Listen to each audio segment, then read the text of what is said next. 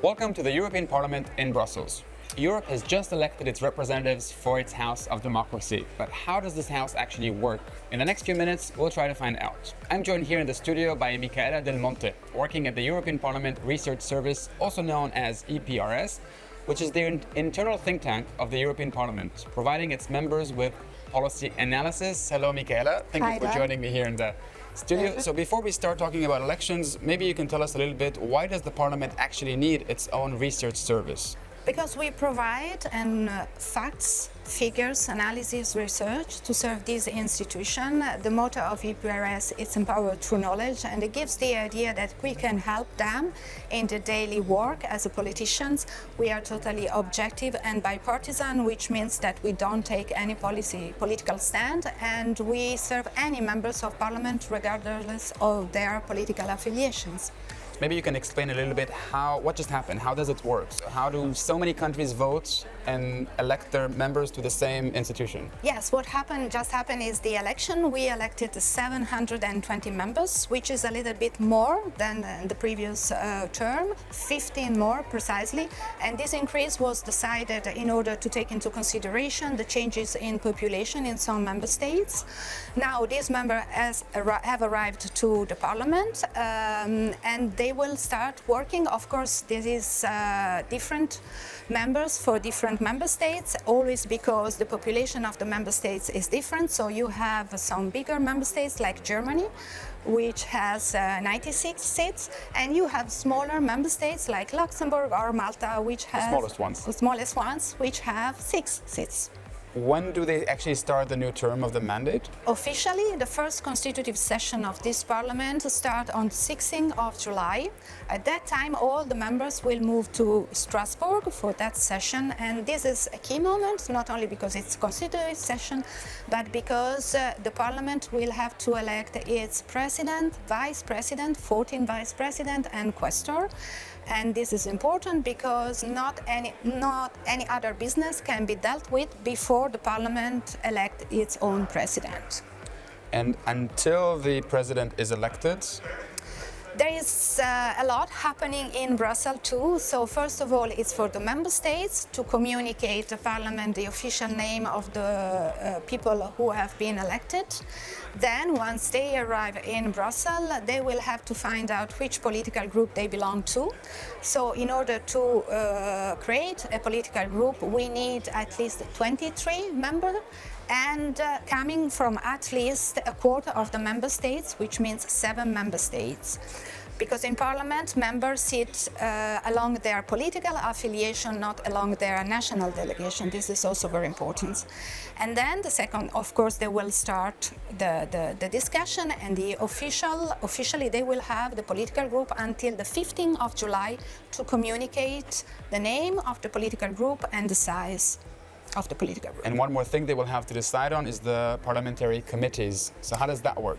This will be decided in 2 steps, if I may say so. Of course, as far as the composition is concerned, it's written in our rule that the committee must reflect or mirror as much as possible the composition of the parliament. Then, during the first constitutive meeting of the plenary in Strasbourg, the members of parliament will decide on the size of the committees.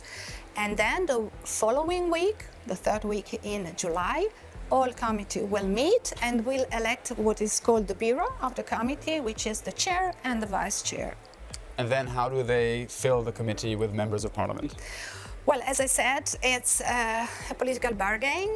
It's for the political group to decide which members have to sit in which committee. As I said, reflecting as much as possible the same diversity and political diversity in the plenary, and I would say also reflecting the gender balance that we will hopefully have in the parliament. So just to recap, first they have to organize themselves around political groups, and then these political groups need to be reflected in the same proportions in each of the committees. Yes. Okay. So up until now, you've told me about how the Parliament itself decides for its own main roles. But what about the European Commission, the executive body of the EU? how does the leadership of the Commission get elected? So the European Parliament, as I would say any other parliament in the world, has two main roles. One is to legislate, and the second one is to hold the executive accountable. And one step in order to take the Commission accountable is electing the president, but also voting on the College of Commissioners as a whole. As a first step, the government of the member states will debate and will choose their candidate, hopefully based on the election results. Then this candidate will appear in front of the plenary, will present a political guideline, and will have to go through a vote. The person will need at least 361 votes, and it's a vote that will be taken by secret ballot.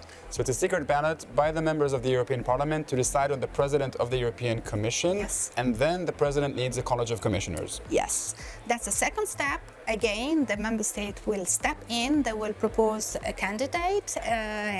So each member state proposes a candidate? Yes, while discussing with the president candidate, and they will decide on the name and also on the portfolio. And then each one of these candidates will have to go some, I would say, grilling by the committees of the parliament, meaning that depending on the portfolio, they will appear in front of a committee and they will have to go to a number of steps. First of all, they will have to present a declaration of financial interest. Then they will have to answer a written question sent by the parliament, by the committee to them. And third, this is the most exciting part, I must say, they will have to appear in front of one or more committees. They will make a statement, 50 minutes, and then they will have to answer a round of questions.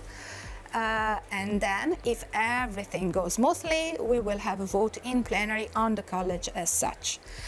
However, if I may say, in the past, the Parliament has also made use of these hearings to show the power balance in a way between the Commission and the Parliament. So it happened in the past that the committee have requested the candidate to reply a second round of written question, or they have asked the candidate to appear again a second time in front of the hearings, or in some case, they have even rejected the candidate, and then it was for the member state concerned to propose another candidate, go in other hearings. And they start the process again. Yes, exactly. So this is extremely important for the members of the European Parliament who are elected. Yes. What about just for EU citizens who are interested in those hearings and want to follow? They can. It's certainly an exciting moment, not for the institution, but for the Parliament. They can watch. It's first of all, they are open to the public. They are broadcast live.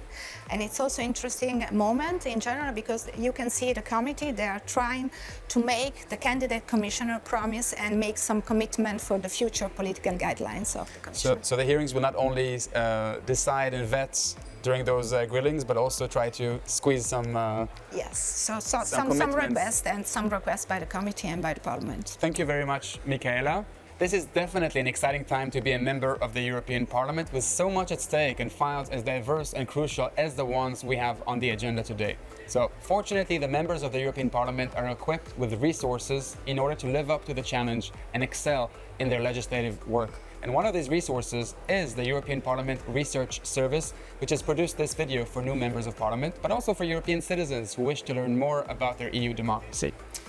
To find out more about the Parliament, its policy fields and its functioning, I invite you to visit epthinktank.eu.